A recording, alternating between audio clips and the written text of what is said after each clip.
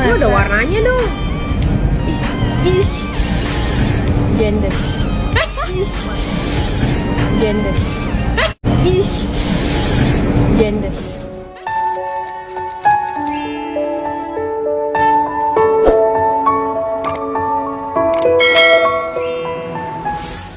Halo teman-teman, hari ini yang ingin saya prediksi adalah Putri Anne, di mana setiap dari prediksi saya, hampir setiap ya, selalu ada tanda-tanda di mana berpotensi adanya sebuah perceraian. Nah, kemudian kemarin saya lihat di sebuah tayangan di mana Putri Anne ini dikata-katain janda sama temannya dan Putri Anne tertawa. Yang ingin saya prediksi di sini adalah bagaimanakah perasaan Putri Anne saat ini? Legahkah? Yang ada kaitannya dia sudah menjanda atau belum, kita juga nggak tahu ya teman-teman. Dikarenakan hingga saat ini belum ada persidangan-persidangan yang ditayangkan oleh wartawan di media sosial. Biasanya kan kalau perceraian ada persidangan di pengadilan ini, pengadilan itu. Tapi masalah Putri Anne dengan Arya Saloka ini hingga saat ini kita belum mendengar adanya persidangan perceraian tentang hubungan mereka berdua. Tapi di sini ingin saya lihat, seandainya kalau memang Putri Anne saat ini benar-benar sudah menjadi janda, bagaimanakah perasaan Putri Anne saat ini? Legakah? Bahagiakah? Atau sakit hatikah? Mari kita lihat di sini ya. Pakai kartu ini dulu ya. Untuk Putri Anne, seandainya kamu saat ini sudah sebagai janda, bagaimanakah perasaanmu? Bahagiakah, sedihkah, atau biasa saja? Insecurity, ada rasa kurang percaya diri, ada rasa sesuatu yang kurang di dalam dirinya. Lain saat dia sebagai istri dari Arya Saloka, ada sesuatu yang kurang yang dia pikirkan di sini. Ada insecurity, kondisi-kondisi merasa tidak percaya diri, merasa kurang nyaman dengan statusnya dan lain sebagainya. Mengapa begitu? Karena adanya perubahan-perubahan di dalam statusnya, di dalam kehidupannya. Biasanya teman-teman ya, kalau seseorang menjadi janda, akan ada anggapan-anggapan miring terhadapnya. Tapi ya tidak semuanya seperti itu, tergantung siapa yang menjadi janda. Tapi kebanyakan masyarakat ini menilai rumor janda itu sesuatu yang agak kurang agak kurang gimana gitu loh. Padahal sebenarnya tidak semuanya harus dikebiak uya seperti itu. Ada yang janda baik, ada yang bertahan tetap menjanda hingga sampai akhir hayat. Ada yang berjuang untuk anak-anaknya dan lain sebagainya. Jadi tidak bisa dikebiak uya bahwa janda itu memiliki memiliki nama-nama yang kurang berkenan di masyarakat ya. Karena adanya perubahan inilah Putri Anne merasa kurang percaya diri. Mengapa begitu? Karena ada bittersweet, ada kenangan-kenangan manis, juga ada kenangan-kenangan pahit. Nah, kita tahu ya, tadinya Arya Saloka dengan Putri Anne ini sebelum Arya Saloka bermain di Ikatan Cinta, mereka baik-baik saja. Hubungan mereka harmonis, tidak ada gosip-gosip nyeleneh tentang keluarga mereka. Tapi setelah Arya Saloka terkenal, kemudian seni perannya sangat bagus, sangat menjiwai dengan Amanda Manopo, mulailah netizen menjodoh-jodohkan mereka berdua. Ditambah lagi ada gosip-gosip miring, dan nggak bisa dipungkiri semuanya itu juga ada sebagai salah satu penyebab keretakan di dalam hubungan rumah tangga mereka. Saya bilang salah satu sebab ya, karena sebenarnya sebab-sebab itu ya banyak. Sekalipun misalnya Arya Saloka main di Ikatan Cinta bersama Amanda Manopo, tapi kalau ya masih ingin mempertahankan rumah tangganya ya akan bertahan. Tapi di sini yang saya lihat, yang mempertahankan rumah tangganya lebih ke satu pihak, yaitu Putri Anne. Karena saya prediksi kala itu Putri Anne yang berjuang sendirian. Nah tentunya ibaratnya orang bertepuk sebelah tangan. Ya keteteran kalau berjuang sendirian ya. Makanya di sini ada kenangan manis dan kenangan buruk itu yang masih diingat oleh Putri Anne. Dan di sini dia juga merasa kurang percaya diri akan statusnya, akan perubahan status yang dia alami ini. Ada kenangan manis dan kenangan buruk. Nah, kenangan seperti apakah yang dia rasakan ini? Apakah yang bagaimana? Mari kita lihat ya. Kenangan manis dan kenangan buruk di sini. Kenangan yang seperti apakah yang kamu pikirkan?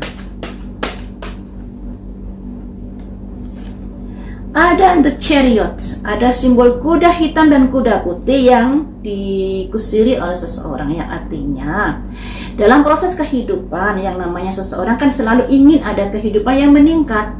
Nah, disinilah dibutuhkan pilihan, dia mana dia harus memilih antara pilihan buruk dan antara pilihan baik. Semuanya itu ada konsekuensinya, dan dia sudah berada di sini. Ketika dia memutuskan, misalnya mereka bercerai, tentunya itu ada imbas yang harus dirasakan ya. Apalagi kan mereka memiliki anak. Kemudian kenangan manis dan kenangan buruk seperti apakah? Ada pertimbangan-pertimbangan wise counselor. Jadi Putri Anne ini memerlukan seseorang yang bisa diajak ngomong, yang bisa diajak tukar pikiran, agar dia mendapatkan pandangan-pandangan yang bisa dijadikan acuan untuk melangkah ke depannya. Kemudian mimpi. Ada mimpi di sini. Mimpi yang seperti apa? Adanya sebuah keluarga atau adanya sebuah kebangkitan di dalam hidupnya. Sebenarnya mimpi dari Putri Anne ini, teman-teman, ada simbol keluarga loh ya. Renovan, perubahan, kebangkitan, kesadaran. Putri Anne sebenarnya masih ingin mempertahankan rumah tangganya kala itu. Dan itu adalah mimpinya, impiannya, cita-citanya. Dan ini juga sudah dikonsultasikan atau sudah dibicarakan dengan orang-orang yang bisa dijadikan panutan olehnya. Ini merupakan kenangan pahit ya, jadi kenangan pahit yang Putri Anne rasakan. Harapannya ada sebuah kehidupan yang lebih tenang dan lebih mencerahkan. Jadi di sini teman-teman, kalau kita gali bittersweet, kenangan manis dan kenangan buruk di masa lalu, Putri Anne ini lebih mengalami kenangan-kenangan buruk. Yang namanya perceraian pasti yang buruk-buruknya yang lebih dirasakan, sakit hatinya yang lebih dirasakan daripada manisnya ya. Karena siapa sih mau rumah tangganya bercerai? Nggak mau. Dan Putri Anne sebenarnya sudah memperjuangkan agar rumah tangganya bisa dipertahankan. Karena itu adalah mimpi yang sudah dimintai pendapat dari orang lain, dikonsultasikan dan lain sebagainya untuk mempertahankan rumah tangganya sebagai mimpi yang diinginkan. Tapi sayangnya pada akhirnya juga keteteran. Ini kartunya seandainya Putri Anne memang sudah bercerai. Nah, karena kita juga pastinya belum tahu ya, karena belum ada tayangan-tayangan ketok palu di pengadilan. Tapi kalau melihat dari prediksi saya yang dulu-dulu, ada potensi ke arah perceraian keluarga mereka. Nah, di sini seandainya bercerai, mimpi dari Putri Anne untuk mempertahankan rumah tangganya pada akhirnya kandas. Kenangan pahitnya di situ. Kemudian kita gali lagi, ada insecurity. Ada ketidakpercayaan diri, ada ketidaknyamanan di dalam hidupnya ketika dia menyandang status janda. Kenapa begitu?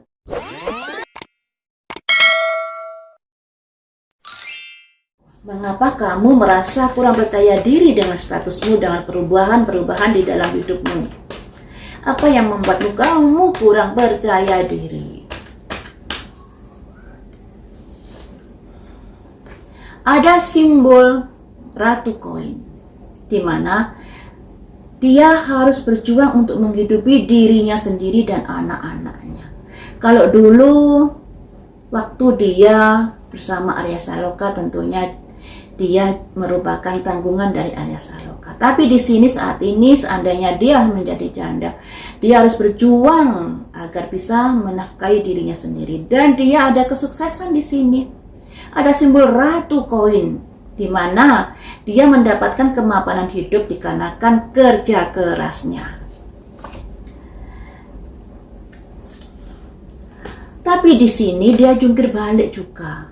ya, jungkir balik juga. Jadi teman-teman, kenapa dia merasa kurang nyaman saat ini? Dikarenakan kalau dulu dia ditopang oleh Arya Saloka di dalam hidupnya, tapi seandainya kalau dia sudah menjadi janda, dia harus berjuang sendiri untuk menghidupi dirinya sendiri, dan ini membuat merasa kurang nyaman di dalam hidupnya. Kalau hatimu bagaimana? Hatinya masih setengah. Jadi bisa dikatakan dia belum sepenuhnya merasakan kenyamanan di dalam hidup setelah bercerai dengan Arya Saloka. Ada kenangan-kenangan lama yang selalu diingatnya, yang masih diingat dan masih menggantunginya. Dan ini membuat apa yang sudah terjadi di dalam hidupnya, rumah tangga yang berantakan, ada kondisi di mana dia agak ada trauma dari masa lalu. Sehingga ketika dia dekat dengan laki-laki, dia akan lebih banyak pertimbangan-pertimbangan nantinya. Ada harapan dan impian di sini ya, ada harapan dan impian, atau ada keinginan-keinginan. Ada simbol ketidakjujuran. Jadi seperti ini teman-teman. Ada ketidaknyamanan yang dirasakan Putri Anne ketika diam sebagai janda. Ini seandainya dia sudah menjadi janda ya, di mana dia ada perasaan setengah hati dalam mencintai seseorang ke depannya, karena ada rasa khawatir, ada rasa was-was. Kejadian masa lalu selalu menjadi hantu-hantu di dalam pikirannya ketika dia berdekatan dengan laki-laki. Takutnya diselingkuhi lagi, takutnya ada laki-laki yang mendekat tapi nggak baik-baik, nggak tulus mencintainya. Ini yang dirasakan saat ini. Ada ketidaknyamanan, ada ketidakpercayaan diri pada orang lain, terutama pada laki-laki, karena kenangan-kenangan masa lalunya bersama Arya Saloka yang membuat dia merasa tersakiti ini masih melukai hatinya. Ada kondisi khawatir kalau seandainya dia menjalin hubungan dengan laki-laki, nanti juga takutnya terselingkuhi lagi. Makanya ini nanti seandainya dia menjalin hubungan dengan laki-laki, ada kondisi dia agak posesif nantinya terhadap seseorang yang akan mendekati dia. Selalu bawaannya takut begini, takut begitu, curiga begini, curiga begitu, karena ada perasaan-perasaan yang tersakiti yang sudah terjadi di dalam hubungan rumah tangganya dengan Arya Saloka. Ini loh ya, ada 7 pedang. Ada seseorang yang melakukan sesuatu tanpa sepengetahuan, yang artinya ada ketidakjujuran yang dilakukan orang ini. Nah, ini yang dikhawatirkan oleh Putri Anne ke depannya.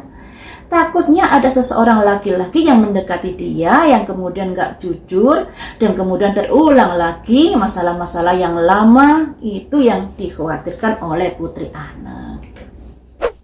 Jadi bisa diartikan, apakah Putri Anne bahagia setelah dia bercerai dengan Arya Saloka? Kalau dibilang merdeka, ya agak lebih merdeka. Tapi kalau dibilang masalah kejiwaan, dia menjadi trauma.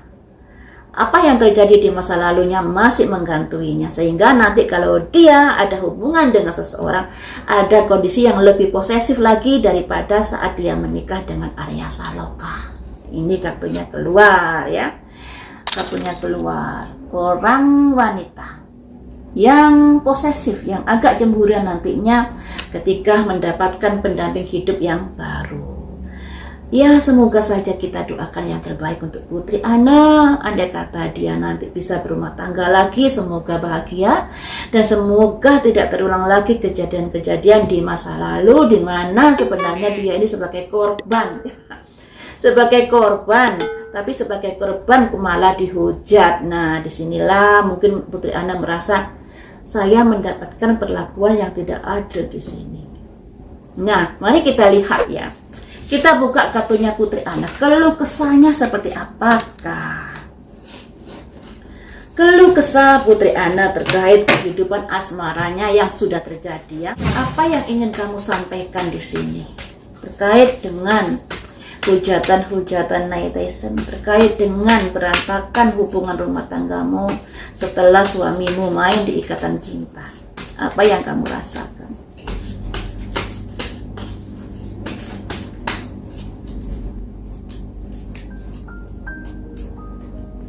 Ada simbol passion. dia berusaha bangkit dari keterpurukan. Dia berusaha bangkit untuk menyemangati dirinya sendiri. Hidup ini masih panjang. Saya harus semangat demi masa depan saya. Menyemangati.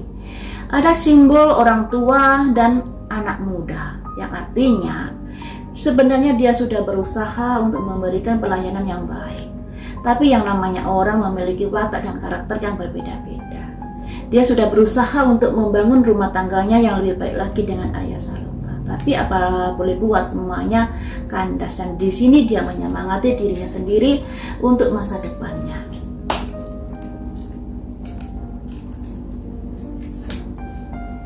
Tapi ada simbol perasaan-perasaan yang terlalu sakit melihat apa yang sudah dia rasakan. Sakitnya sekali di dalam hati.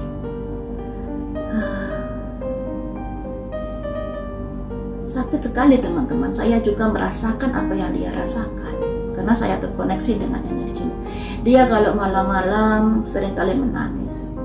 Mungkin kalau di tayangan di YouTube-nya, di live, dia seakan-akan seperti itu.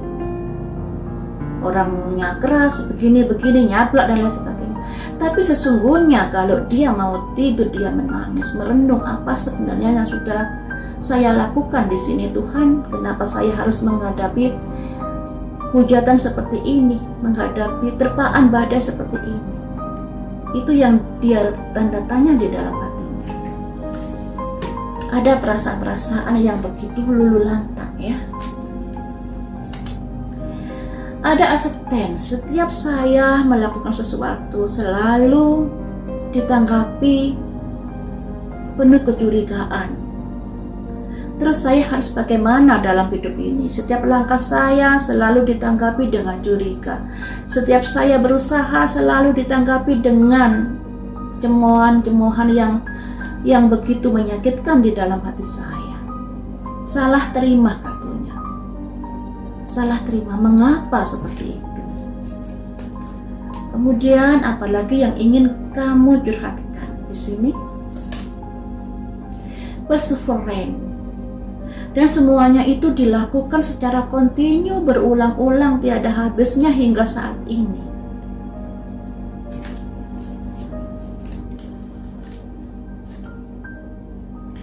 Dan dia ingin mendapatkan ketenangan hidup, pencerahan hidup atas apa yang sudah dialami saat ini, teman-teman.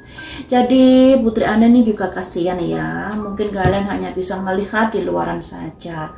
Memang karakternya Putri Ana itu apa adanya, orangnya juga ngomongnya seperti itu, suaranya juga seperti itu. Dan jangan dibanding-bandingkan dengan sosok yang lainnya. Karena bagaimanapun sebenarnya Putri Ana kala itu adalah istri sah dari Arya Saloka. Dan Arya Saloka lah yang menjadi biang perpecahan di dalam rumah tangga mereka. Nah, yang jadi korban kan Putri Ana. Makanya di sini ada keluh kesah Putri Ana. Ada simbol mistis, ini simbol perasaan yang dia rasakan. Ada rasa acceptancy, salah terima. Kemudian dihujat, disakiti, diterpa badai. Dan itu dilakukan berulang kali hingga saat ini. Tapi dia berusaha tegar menyemangati dirinya sendiri dan berusaha mendapatkan pencerahan di dalam hidupnya. Makanya ya alangkah baiknya saat ini rumah tangga mereka kan sudah berantakan. Alangkah baiknya sudah tidak menghujat Putri Ana lagi. Support dia agar bisa bangkit dari keterpurukan. Karena apa sih? Ya, bagaimanapun kala itu Putri Ana adalah istri sahnya. Istri sah berusaha untuk mempertahankan rumah tangganya, itu sesuatu yang wajar ya. Kemudian Putri Ana dengan karakter seperti itu, itu juga pilihan Arya Saloka kala itu, karena dia sudah memilih Putri Ana dengan karakternya yang keras dan sebagainya. Kemudian dan begini dan pada akhirnya digosipkan